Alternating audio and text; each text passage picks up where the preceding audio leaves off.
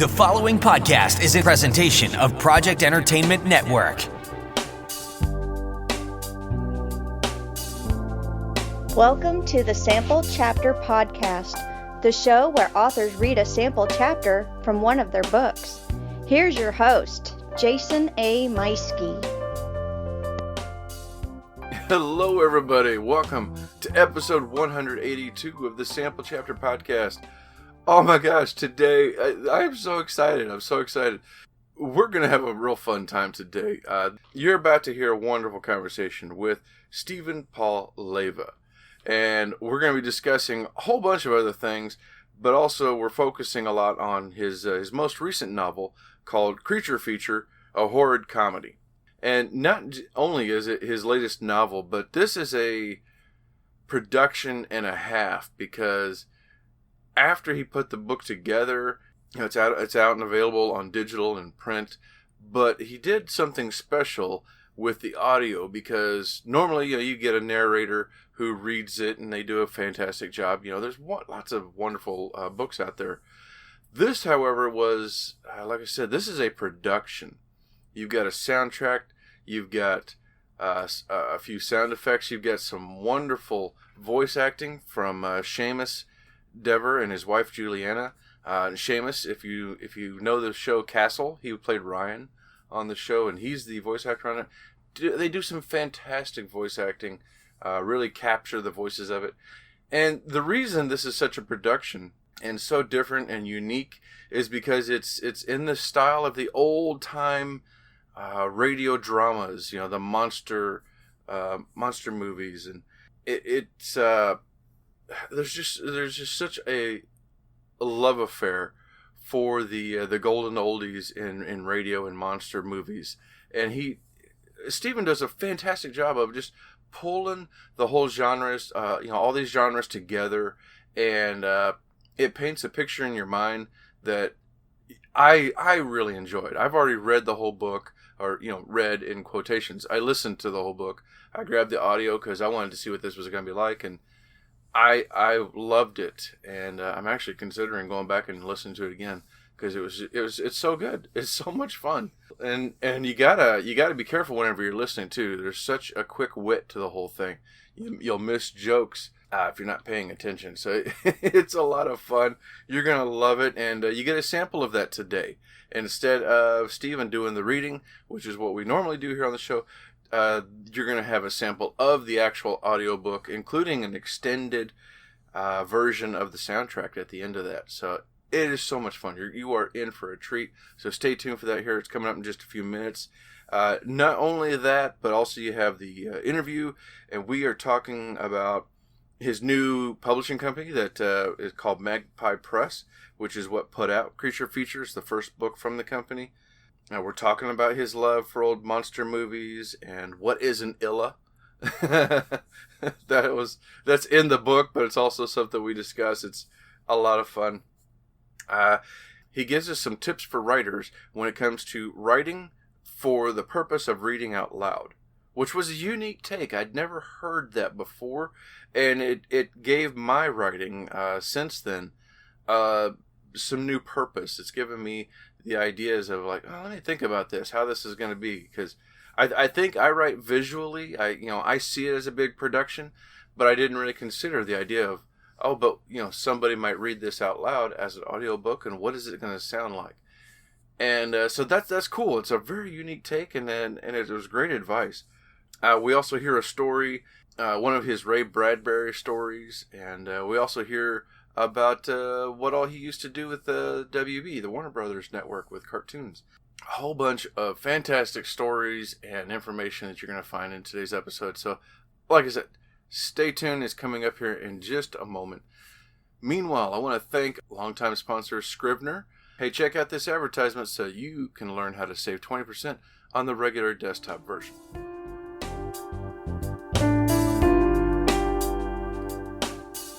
Jason here.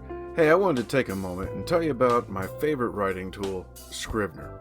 Now, I know you've heard about Scrivener because their writing software has been embraced by hundreds of thousands of other writers like you and I, from the novice to best-selling novelists. The reason we all use it is because of Scrivener's core concept to bring all the writing tools you use together in a single application.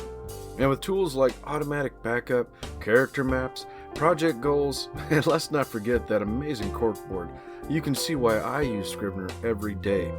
As a bonus for Sample Chapter podcast listeners, use code CHAPTER for 20% off your desktop version. Scrivener writing software, built by writers for writers. All right, thank you once again to Scrivener.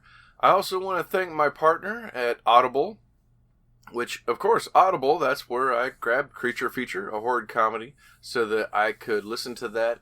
And you can do the same by clicking the link in the show notes and grabbing yourself a free 30-day trial. Hey, listen to this to learn more about our partnership with Audible. Hello friends, Jason here, and I wanted to take a moment to tell you about a great offer from Audible. Like you, I'm very busy. I have a full-time job, a family, I'm a thriller author, and I do this weekly podcast.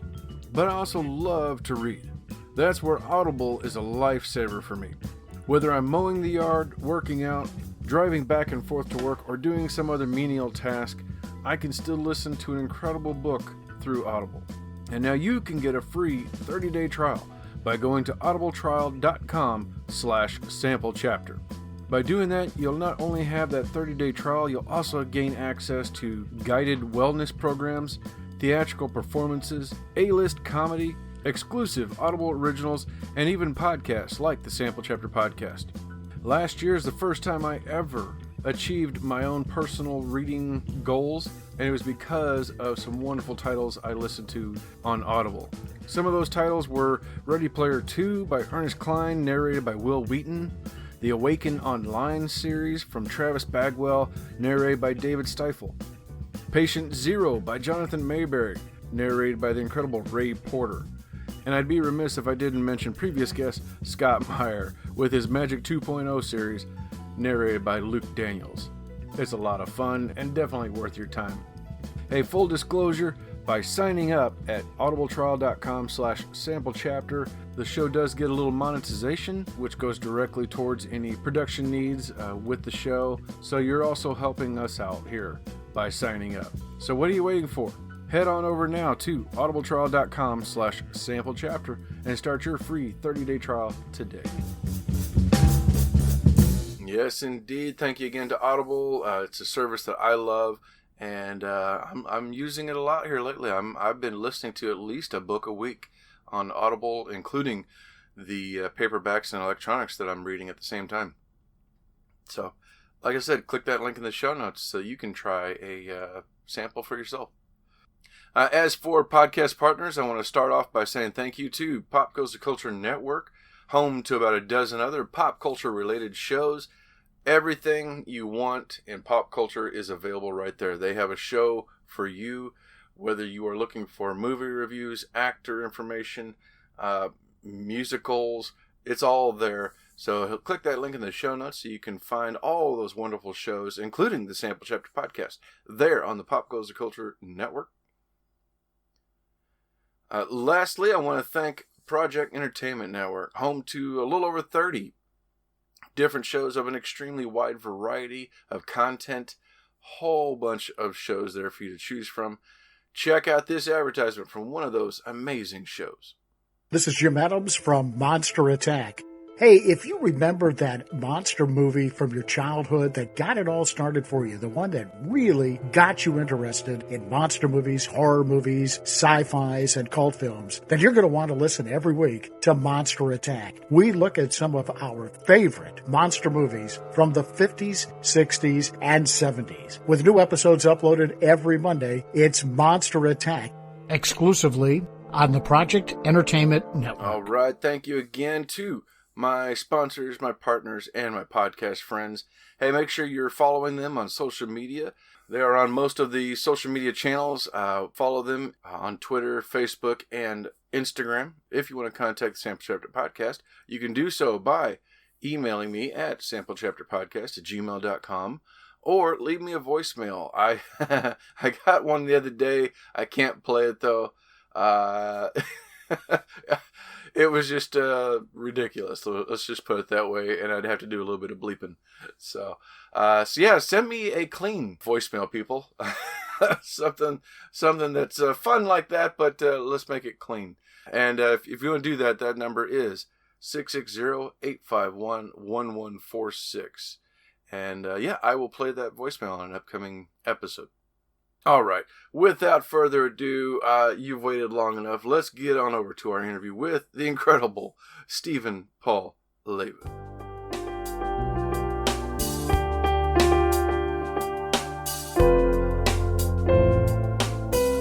Ladies and gentlemen, welcome back to the Sample Chapter Podcast. Oh my goodness, today I'm very excited with my guest.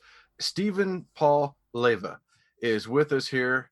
Before publishing 10 critically acclaimed novels, award-winning and Amazon best-selling author Stephen Paul Leiva spent over 20 years in the entertainment industry as a writer and producer.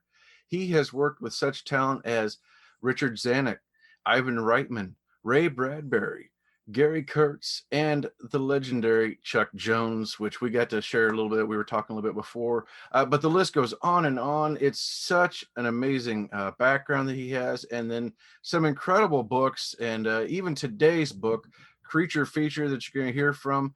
I've just finished it, and you all are in for a treat. Ladies and gentlemen, welcome to the show, Stephen Paul Leiva. Thank you, Jason. Thank you. Well, I guess I should start off. How are you doing, and how's this new year treating you so far? Well, not bad. I'm alive. The first thing I check when I get up in the morning.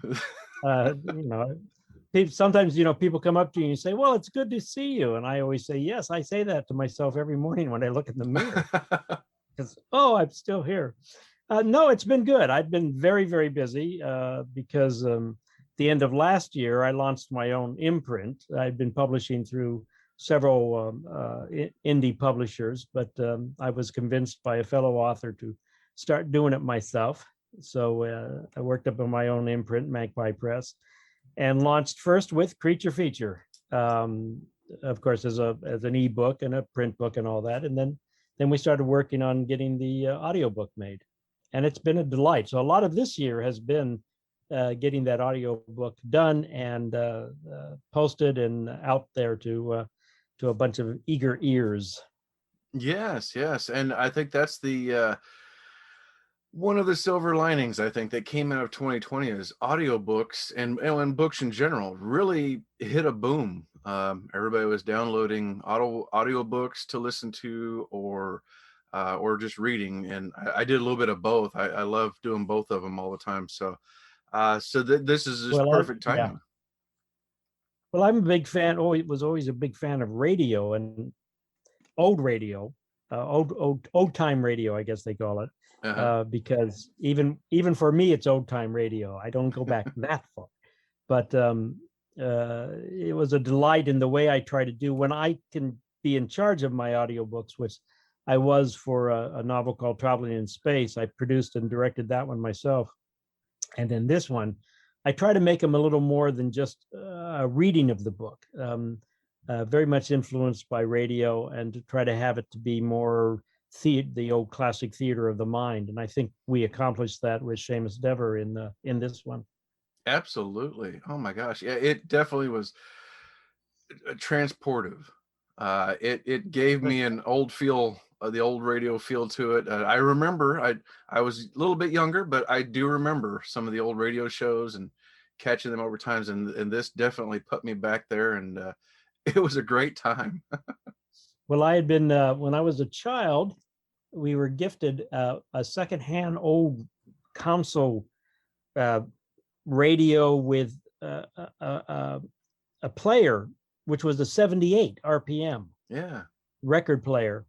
because whoever my neighbor who would traded it in for the new LPs, new 33. So we also inherited a bunch of their old 78s, and a bunch were a whole collection of records from radio programs like Jack Benny, Fibber McGee and Molly, Amos and Andy. And I used to just play those over and over and over. So I think that was inoculated me with comedy. I wasn't vaccinated against comedy. I guess I was vaccinated for comedy. So my mother always said I was vaccinated with a recording needle anyway. So. Well, the book we're talking about, everybody, is Creature Feature, a Horrid Comedy. Tell us about the inception of this. Was this just like a love letter to these days with the old radio? Well, for the audiobook, yeah, but for the book, it was more. The basic story is it's a spoof on old horror movies, taking off from the old creature feature TV shows, of which there are still some, always hosted by Vampira or Elvira or Svengoolie, I guess, is a guy that does it now. It's a spoof on those old monster movies. But it came from a question in my head: where the hell do people get these weird ideas?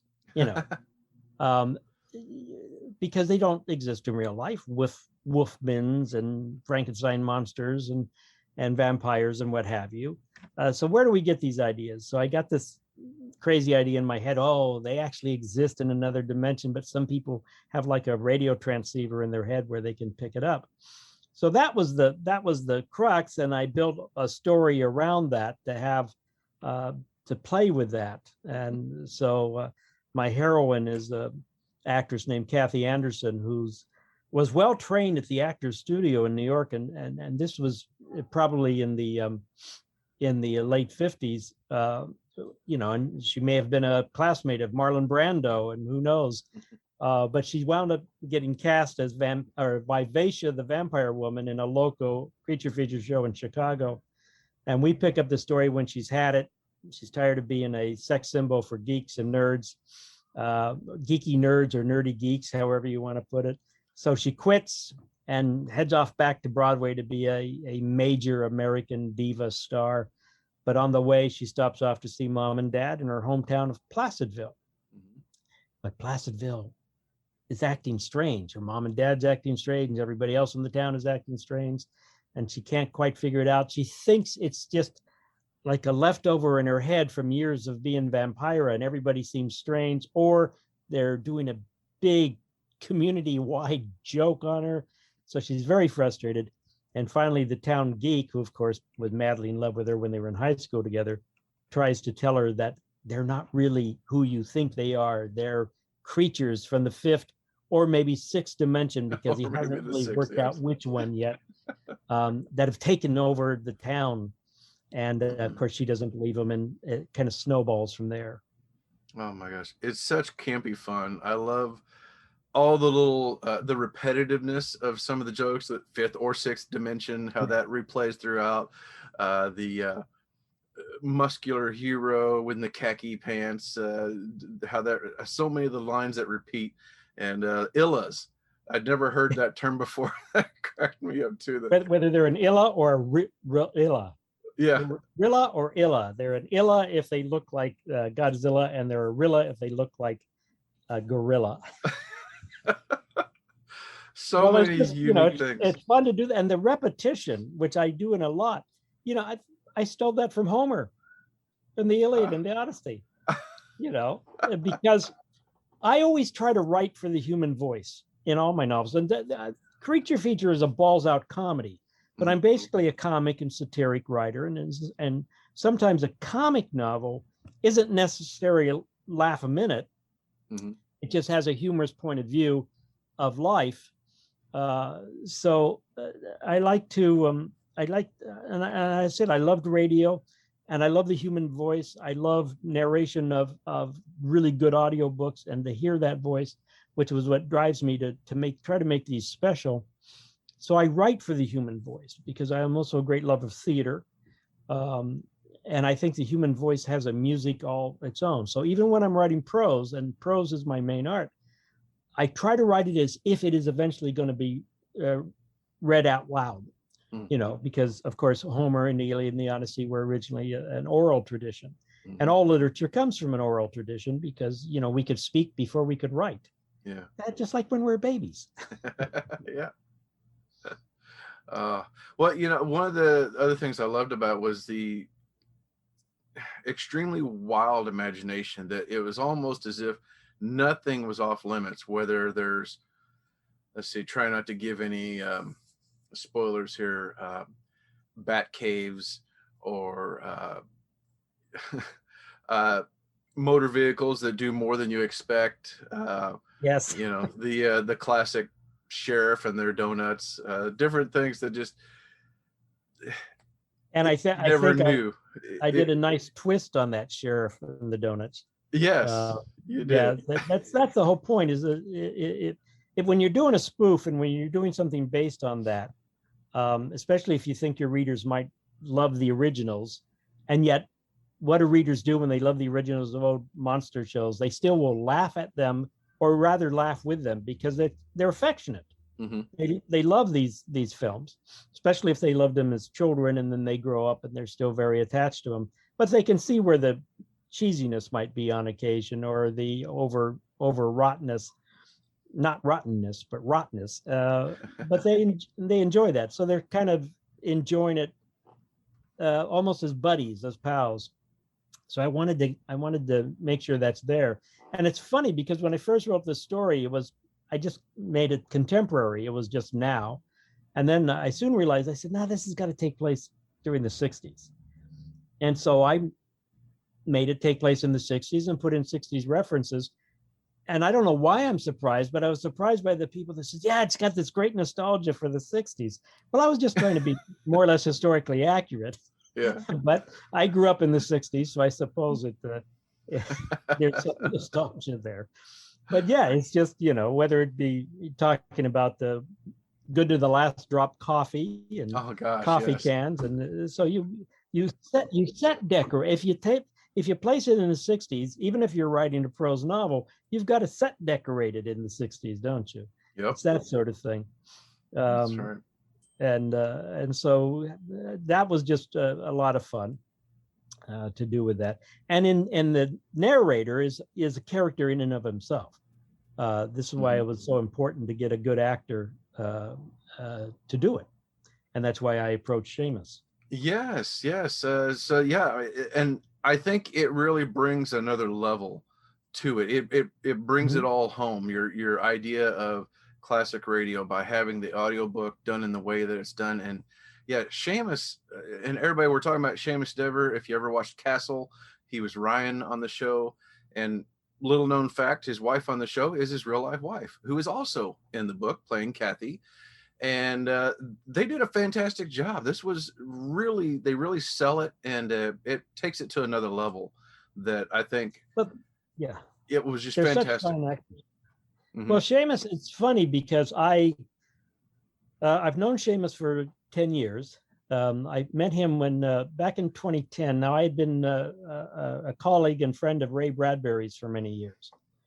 And back in 2010, when he was turning 90, and actually I got this idea the year before, I realized he was going to be turning 90, and I didn't want the year to pass without some major recognition for him here in Los Angeles. So I was able to convince the LA City Council, and the president of the council at the time, Eric Garcetti, is currently our mayor, to do something about it. When I first started talking to him in 2009, not 2019, 2009 about it. And then that recession really hit. They said, let's talk early in the new year. And that recession that hit us in 08 or whatever was really getting intense at that time. And the city didn't have much in their coffers. So when I had my first meeting with him, I said, well, look, I know the city's hurting, but any city can do what all cities do, and that is to name blah, blah day, right? I said, well, Ray Bradbury's too big for a day. I'd like a month, but I'll take a week.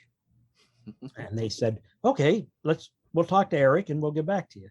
So they talked to Eric and they got back to me and they said, you've got a week. And the first thing I said to myself is, holy shit, I've got a week. What do I do with a week? So I organized a whole series of events throughout the city of Los Angeles. One at the Central Library, where we screened Wonderful Ice Cream Suit, film version of his short story and short play with Joe Mantegna in the movie. And so we screened it and then had Joe Mantegna and the director, Stuart Gordon, there, and Ray and me moderating at our big Central Library in LA to talk about that film. I got Hugh Hefner and the Playboy Foundation to sponsor a screening of Fahrenheit 451, because Fahrenheit 451, the novel, was serialized in, I think, Playboy issues 2, 3, and 4. And Hugh Hefner and Ray were friends for many, many years, and Ray had a lot of stories published there. We did, and then one thing I was a member of the Writers Guild, and we would do stage readings of our members' work.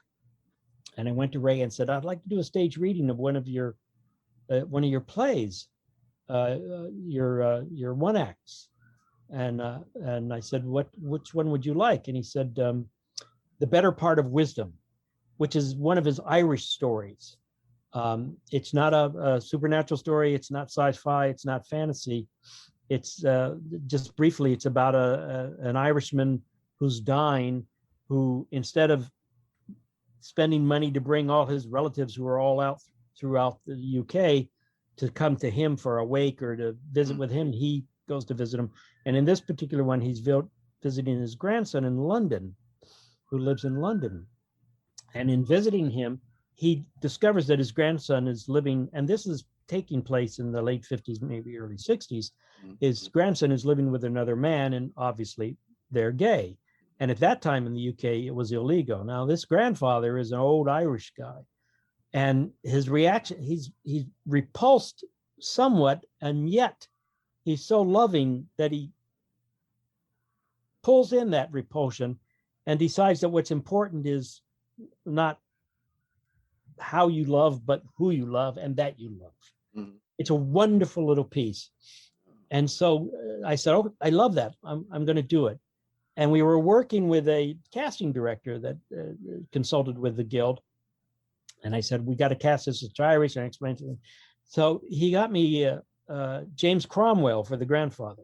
Oh, yeah. Now, if you remember James Cromwell, he was in, he's the farmer Taggart or something in Babe, with the pig. That's and right. Then he's in LA Confidential. And then he suggested Seamus Dever for the Irish grandson.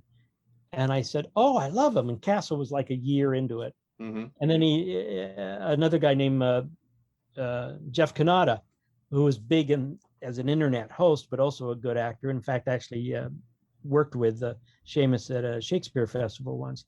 So we gathered them together and rehearsed for one day, and we put it on, and it was brilliant. And Seamus was wonderful, and everybody was. Ray was there. Ray was very, very moved. And so kept in touch with Seamus. Seamus did another Ray Bradbury event for me after Ray's death, where we did readings from Ray's work. So I immediately thought of him, because not only is Seamus a good actor, but if you ever got on his Twitter account, and he does these short little blasts of wit. And during the pandemic, he and Juliana were doing happy hour videos every Friday night, where they make a special cocktail and they're just talking. And you could see the wit and the chemistry between them and everything like that. So I said, God, have Seamus do all the narration in male voices and have Juliana do all the female voices. And I was going to do it, but the whole way you do an audiobook, especially through ACX and Amazon, is they have to be registered and you put out an offer and this, that, and it's the whole rigmarole. Yeah. And a lot of audiobook narrators now have their own recording set up and produce their own. And some actors have their own recording setups, because so many now do video auditions that they send in to people, or audio auditions that they just send in if they're doing radio commercials or voiceovers or what have you. And I said, well, maybe Seamus doesn't have that, and I can't afford to. So I want to do 50-50 split. And I started, but I was telling my best writer friend, Jean Raby, who's a fine fantasy writer and mystery writer. And she sort of goads me. She says, call him. And I said, well, okay, I call him. And I called him and I said, I don't suppose you have a recording. So, well, to cut to it, he was so fascinated by the idea, and one of his best friends is really big in book narration. Ramon de Campo is also a fine actor, and they're in a theater company together here in LA, the Antias Theater Company. So he got a lot of advice from Ramon. He set up a recording situation at home just for this. Yeah. Made sure it worked. And so he wound up producing it, directing it, and editing it. Wow. Adding the special effects, getting a good friend to write original music for it. So we've got a soundtrack. And he just did a fabulous job. And his sense of humor comes through in everything. I don't know if it's genetic, Irish wit, or what have you, but it doesn't matter. He's just so damn talented and good. And he's got an incredibly wonderful voice. But he came up with the suggestion that let's have Juliana just do Kathy Vivacia. And just have her concentrate on that, and I'll do all the others. Because like her friend Mary, how different of a voice is Mary going to have from Kathy Vivacia? Exactly. And I think it absolutely perfectly works to concentrate on just Kathy, because the two main characters in a way aren't even Kathy and the nerd Gerald. It's really Kathy and the narrator. Because the narrator is almost as if this is a conspiracy theorist telling you about this old conspiracy. It's kind of the feel of it. So it was great. Oh and gosh. Seamus threw himself into that. Now, if the pandemic had not been going on, this probably wouldn't have happened.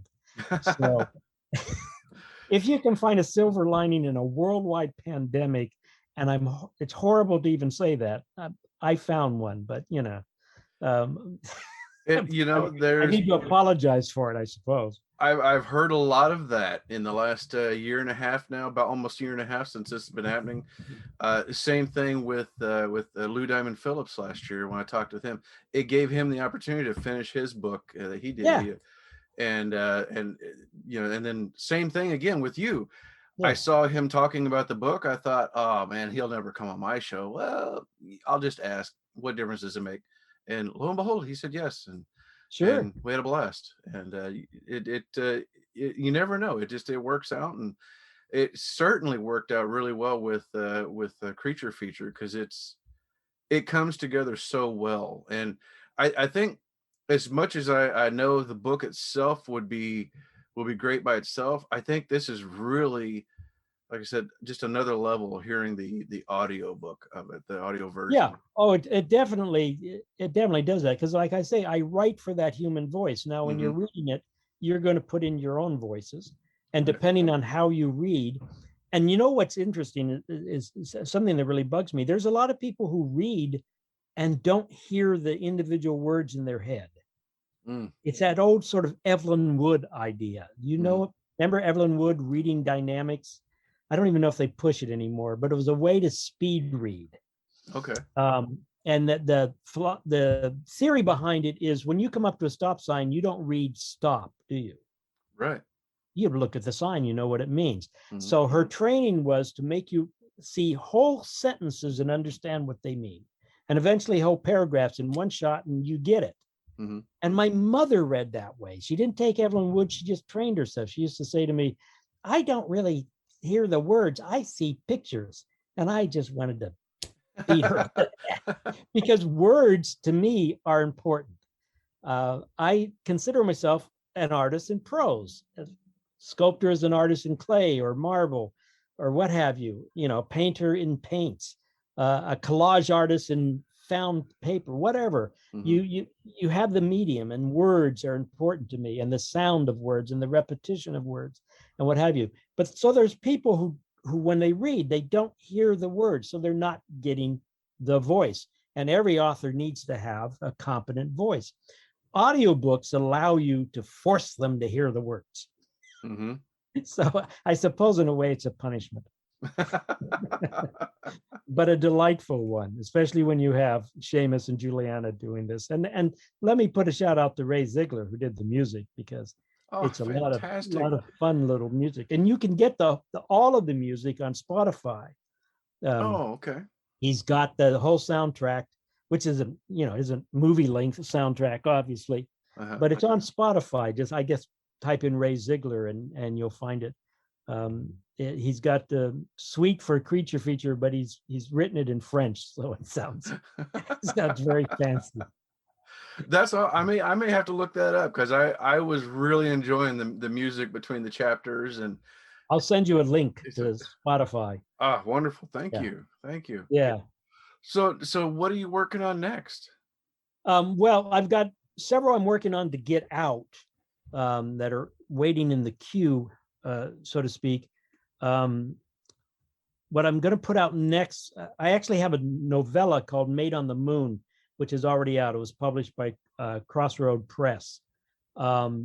And that also very much depends on voice. But I've decided to take that and a short story I recently wrote for an anthology called Cyrano de Bergerac and Baron Munchausen Go to Mars. And I'm going to add some other stuff, and I'm going to package it under one book called Extraordinary Voyages. So there'll be the novella Made on the Moon. There'll be this short story, and I've got an essay about the trials and tribulations of Made on the Moon, because I originally wrote it as a short story, then it became a one-act play, then it became a 3 or a 2-act play, which premiered at the Edinburgh Fringe Festival in Scotland, these many years, but we kept just missing getting it produced in the United States.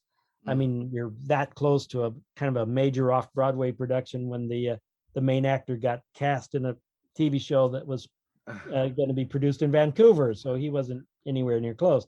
That was a comedian named Paul Provenza. I don't know if you've ever heard of Paul. I think I've heard his name.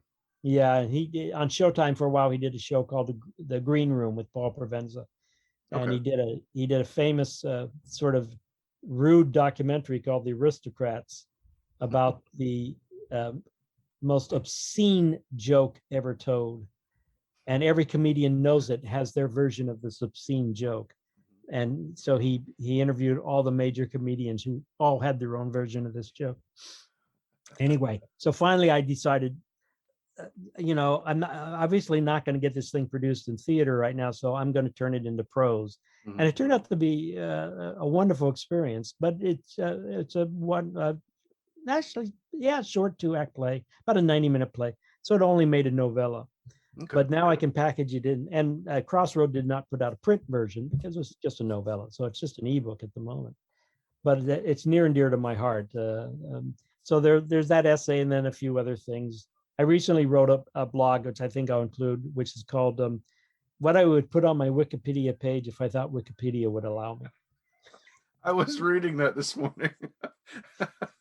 I don't have a Wikipedia page. So.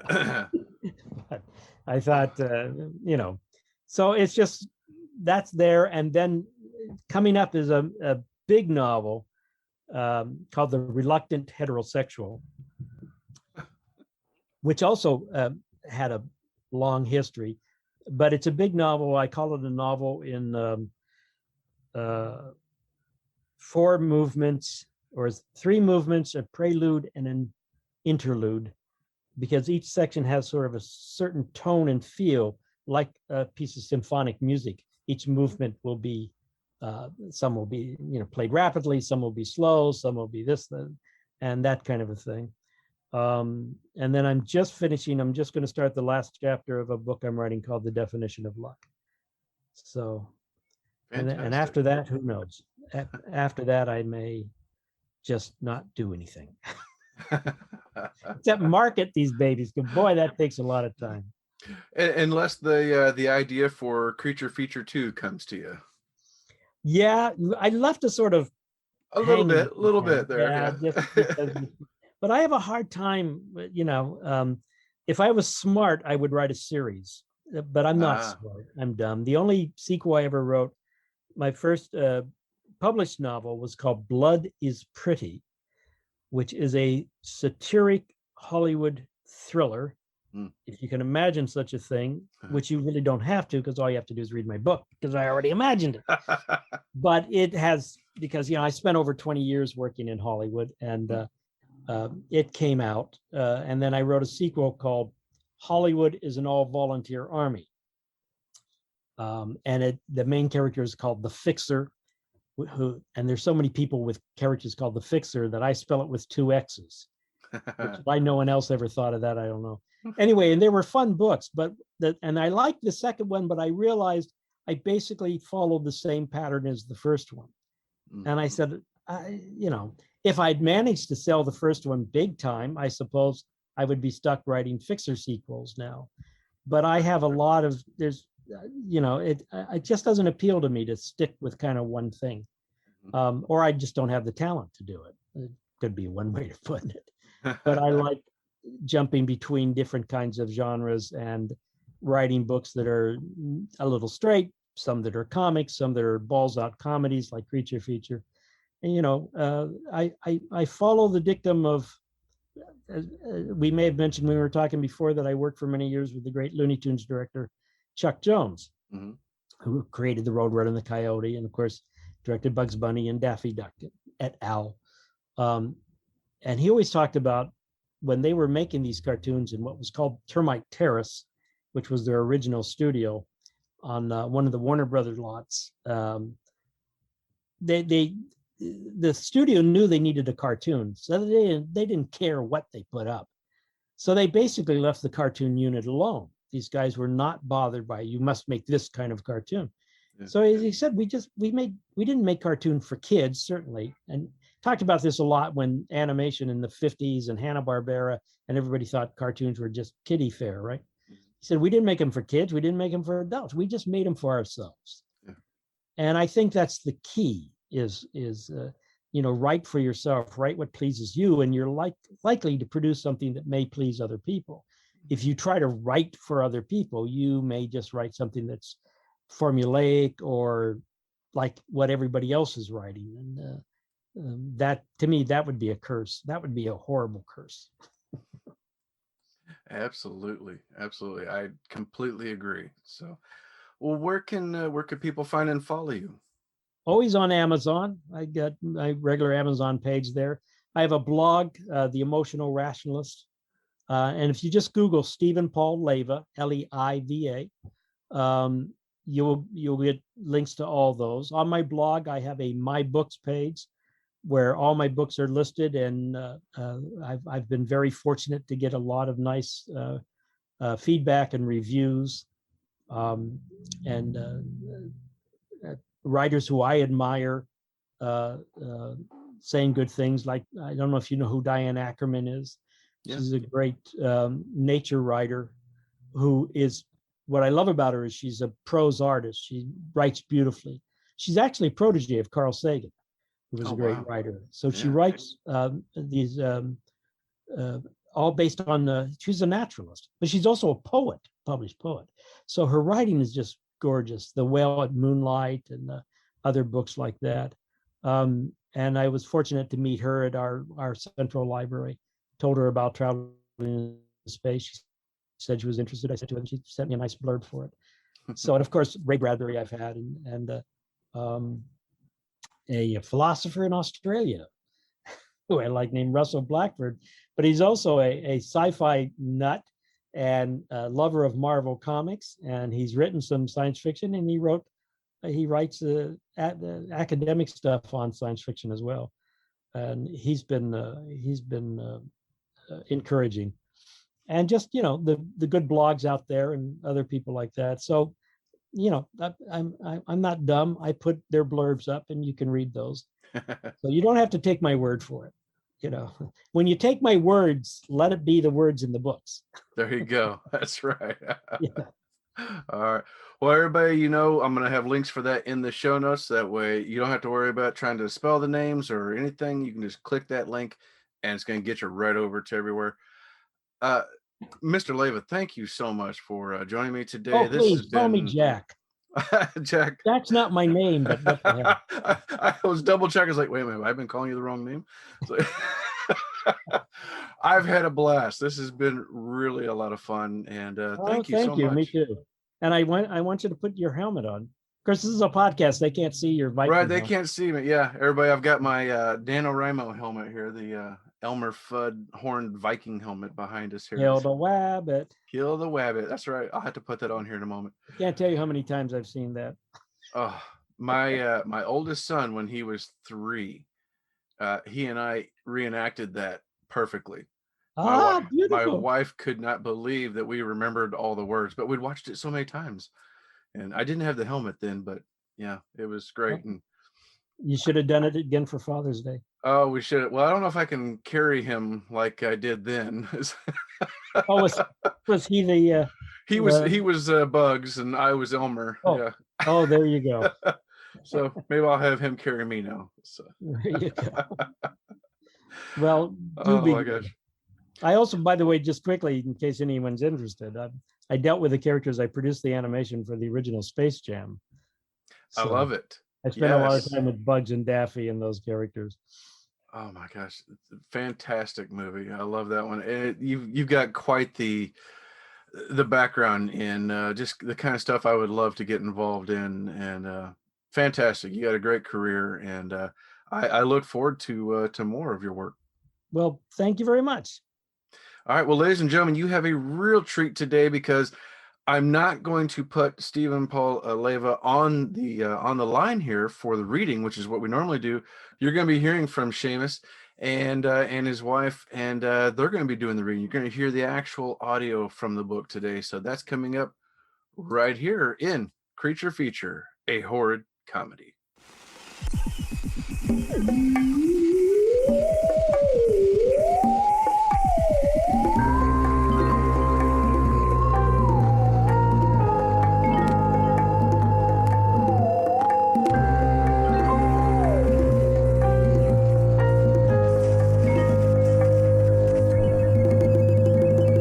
Magpie Press and Professor Wolland and Company Incorporated presents Creature Feature, a Horrid Comedy by Paul Leiva, narrated by Juliana Dever and Seamus Dever. Chapter 1. The Beginning. In 1962, the United States of America, and indeed the whole world, faced an existential threat to our very existence. Yes, I know that's redundancy in the extreme. But this threat, this danger, not only to our lives, but to our very way of life, was so imminent, so gut-wrenching, so horrifying, so unthinkable, that surely I can be excused a little alarmist redundancy, not to mention the exclamation mark. Those of you who were alive at the time, or those of you who know your history, or those of you with even just a vague memory of a hint of a rumor, will immediately think I am writing about the Cuban Missile Crisis in October of that year, when President John F. Kennedy, through disciplined and calm wisdom, saved our bacon bits. Or tempeh tidbits, depending on your dietary requirements. Not that Soviet leader Nikita Khrushchev didn't find a spark of humanity within his bald communist cranium and contribute to our bullet dodging. But Kennedy was the hero in our books. You may well be thinking that this boiling pot of Cold War stew is what I'm writing about, but you would be wrong. I am writing about something you and historians and even podcast pundits have never heard about. Something that was far more existentially existential to our continued existence than a mundane nuclear holocaust. And you have never heard about it because those who survived the calamity that almost was entered into a conspiracy of silence. No, let me rewrite that. Conspiracy is too jaundiced a word. They entered into a pact of silence for fear of causing mass hysteria and worldwide panic and general consternation and rampant indigestion. But now is the time to finally reveal the truth so long hidden from you. And now is the time to speak of the hero and heroine, if I may not be too politically incorrect in using the feminine, who in the summer of '62 not only saved our bacon, but the whole damn pork enchilada. And only I can do that because only I know the whole story. And as it is a story of black and white, put on your black and white specs and take a good look as we enter deep into a dark swamp thick with bald cypress trees standing on their cypress knees, as murky and mucky water flows around, and all the cormorants and whooping cranes and anhingas have run, flown, or darted away. All the ducks have ducked underwater, and even the bald eagles and various hawks have lit out for safer territory, as monumental hand-to-hand combat between a good-looking, well-muscled male human hero in khaki clothes and an ugly, giant, two-legged lizard man of some exceptional martial skill disturbs the usual peace of the swamp. A high-pitched scream is heard as a gorgeous blonde with perfect makeup and a blouse missing some buttons fears for the life of the male human she may or may not have had carnal relations with, and, not incidentally, her own life as well, while clinging to the knee of a bald cypress tree. Finally, the male human hero gets the upper hand and manages to push the lizard man to a shallow part of the swamp with strange gases hovering close to the water's surface. From his belt, the hero grabs a flare gun and does not hesitate to send a flare straight into the water right between the lizard man's legs. Hellfire explodes all around the lizard man. It is a fire that one knows is red and yellow with white-hot heat, but here it is only illuminated shades of gray. The lizard man, confused by the searing heat and pain, lets out an unearthly howl as he slowly cooks to death.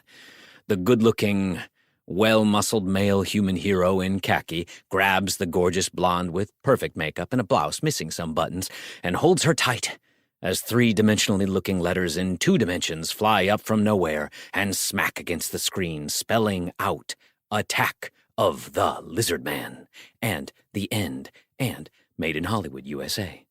The broadcast of this early 1950s horror flick being over, the small studio at Chicago's WAGO TV station bustled and burst with color.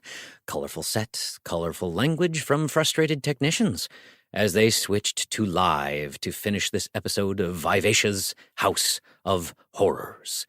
The beautiful Vivacia herself, pale of face, framed by long raven's wing, what else, black hair, and wearing a slinky and slick ebony satin dress with a plunging neckline, or décolletage if we want to bring a little lift to the thought, lounged sensually on her huge round bed with blood-red silk sheets.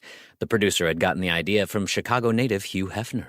She looked directly into camera number 1 and held up what looked exactly like a barbecued lizard on a stick, and said in her deep, silky voice, Ooh, lizard flambe. With a ravenous, anticipatory smile, Vivacia parted her lips, brought the lizard flambe to her mouth, and took a generous bite full of sexual subtext. She chewed, savored, swallowed, then said, I love it. A snort and a whimper came from her side as a little hunchback man with a twisted face bounced on the bed next to her. Would you like a little bite, Grossy? Grossy, snorting and panting, made it clear that he would, and so Vivacia let him slobber onto the reptilian delicacy, licking it like a popsicle as she said, Well, it's time for me to close up the House of Horrors for the summer, turn out the lights, and scream to my heart's content. But do tune in tomorrow for our first ever rerun of that masterpiece of waterfowl fright, Devil Ducks from Down Under. It's Australian, mate. The red light on the camera dimmed, and the director, somewhat dim himself, shouted, All right, everybody, another classic in the can. Vivacia relaxed as Grossy collapsed into her décolletage while snorting out his signature snort. Arthur, please, Vivacia said as she pushed Grossy out of her cleavage, and flat, sort of, onto his costume's cotton-filled humpback. Vivacia shimmied herself off the round bed just as her agent, who was ironically named Al Hart, came up and handed her a cup of coffee, which she took with gratitude and downed with alacrity. Baby, sweetie, that was great. I still have chills running up and down my spine. Vivacia looked at her agent, a genial man who was never seen wearing anything but a 3-piece gray suit draped over his skinny frame, and, one inferred, lifts in his shoes, as well as a gray fedora to keep Chicago's wind from sweeping across his bald pate. How is that possible, Al? Vivacia asked in her deep, silky voice. I didn't know you had a spine. Are you kidding, kiddo? It's steel, I tell ya, steel. Vivacia handed her now empty coffee cup back to Al and left the studio floor to walk down a corridor to her dressing room. Yeah, sure. Al, who actually did not have an office in metropolitan Chicago, but rather in a nearby suburb in a room over the garage of his ancestral home, quickly put down the cup and reached into his inside coat pocket and withdrew with pride a folded document and hurried to follow the mistress of the night. Well, maybe this'll prove it to you, baby. I got your new contract right here, and I got you a great deal. 3 years, no ifs, ands, or buts, a 2.3% raise over those 3 years, and your dressing room repainted. Vivacia continued down the corridor, shouting back, Al, I told you. No way. And when she spotted the 19-year-old associate producer of Vivacia's House of Horrors down the corridor, just about to dash into editorial, she shouted forward, George! At the deep-voiced, silky, yet pointed command of the vampire woman, George stopped midway through the editorial door. Vivacia came up to him and held the lizard on a stick with a generous bite out of it right in front of his fuzzy face. What the hell did you fashion this lizard out of? George's eyes darted right, then darted left, then up, possibly in supplication to a supernatural being for protection, then down in avoidance, as his mouth formed a feeble smile and he barely articulated, Lizard? You bastard. Vivacia said with a chill in her voice and revenge on her mind. Gotta go, George dashed into editorial and quickly closed the door. Vivacia began down the corridor again. If my mind weren't already made up, that would have done it. Al quickly followed. Listen, please, this is a great deal. It is the high point of my career. Vivacia stopped, turned, burned a look into Al's pinpoint eyes and said, Al, getting a second client would be the high point of your career. Vivacia and Al came to the dressing room of one Kathy Anderson, as it said on the door, and entered. Vivacia immediately went behind an ornate but faded dressing screen that once resided in Chicago's once great Studebaker Theater, and Al plopped himself onto a worn and patched couch of no known style. Kathy, please, don't do this to yourself. You turn down a deal like this and the word goes out. Now, I hate to put it in these terms, but it's a cruel business. The BITCH is difficult. You'll never work in this town again. Vivacia's deep and silky voice countered from behind the screen. Oh, don't give me that, Al. This isn't network primetime TV. This is a cheap, local station, late-night creature feature show, for Christ's sake. And I'm sick and tired of being a sex goddess for geeks, she exclaimed as she tossed her black dress over the top of the screen. It landed on Al's lap. And who cares about Chicago anyway? There's a reason why they call it the Second City. I'm a well-trained actor, Al. I studied at the Actor Studio. In New York, Al. You know, the First City. I should be playing my craft on Broadway. I should be doing plays by Arthur Miller and Tennessee Williams. Even this new guy, Albee. Broadway's dying, baby. Vivacia's deep and silky voice, laced with venom, came as a curse from behind the dressing screen. Al, don't ever say that again. Broadway will never die. Al was unrelenting. TV's killing it, kiddo. Oh, Al, please. Vivacia had vanished. Somebody else was suddenly pleading in a voice neither deep nor silky. Out from behind the screen came Kathy Anderson. In truth, more scamp than vamp, an all-American blonde girl of leading cheers and making homes and occupying the day and night dreams of countless young American males who didn't deserve her. Except, of course, Kathy wanted more. You have to understand, she finished, standing in a warm light wearing a simple, nice skirt and a white blouse and holding Vivacia's black wig at her side like a large dead rat. I am going crazy playing Vivacia. I was meant to be Ophelia, Joan of Arc, Hedda Gabler, not a vampire woman who eats lizards on a stick. Kathy gestured broadly, with the wig in hand like a nightmare pom-pom from hell. But... It's all settled. First thing tomorrow, I'm taking off. I'm going to stop and see my parents for a couple of weeks so you can send my last check there. Then it's New York. The Stage or Die. Kathy grabbed a framed photo of her parents from her dressing table and her oversized purse, stuffing the wig into it. Ah, Al said. Hey, I paid for this wig. Remember? It wasn't part of the last deal you got me. No, I just thought you would want the dress, too, Al Hart said, offering up the dress from his lap. Oh, yeah. I paid for that, too. Kathy snatched the dress from Al's hand, then marched to the door, turned back to face Al with a bright smile and a cheerful Bye. accented by a little wave of her hand. Then she turned and left, canceling this episode of her life.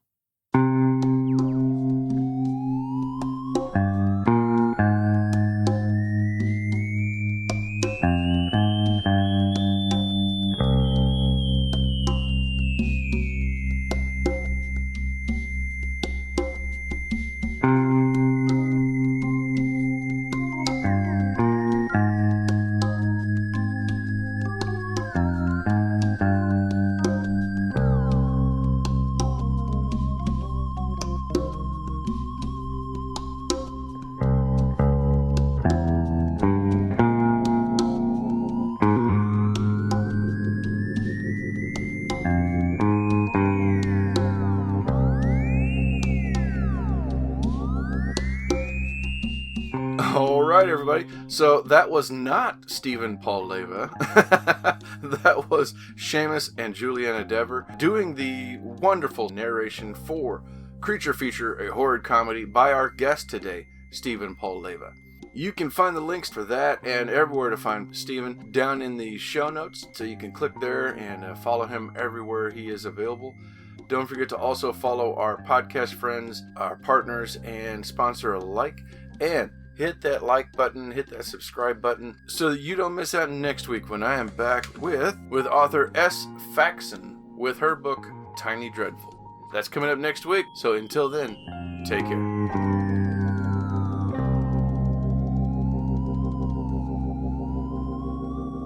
This has been a presentation of the Project Entertainment Network.